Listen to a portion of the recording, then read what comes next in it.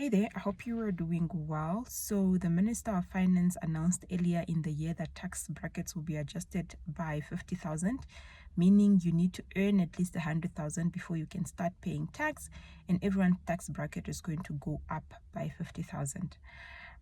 This was announced to be effective from 1st of March 2024. So technically speaking, we should have been using these tables already should the proposal have been signed into law by now. Yesterday, the Minister of Finance came back and said refunds are only likely to be from October.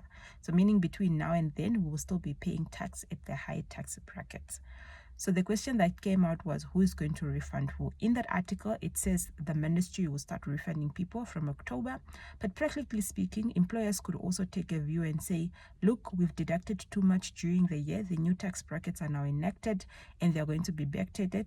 So we are going to catch up the impact of the too much tax that we deducted throughout the year and deduct less, so that by the end of the year, you would have been in the same position had this tax bracket been on my system at the beginning of the year.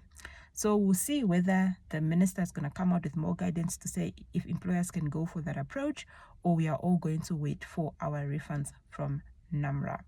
So really, that's what it means. And also, I want to actually highlight here that what this will mean is that some people that paid tax will no longer need to pay tax.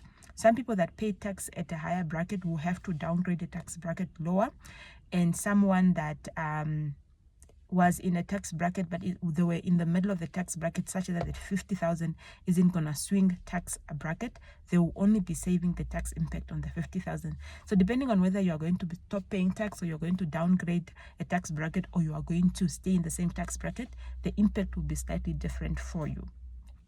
So I'll do examples maybe in another short video on which, how it means practically speaking, and calculate different taxes in different scenarios. So really, this is all I wanted to have in this video.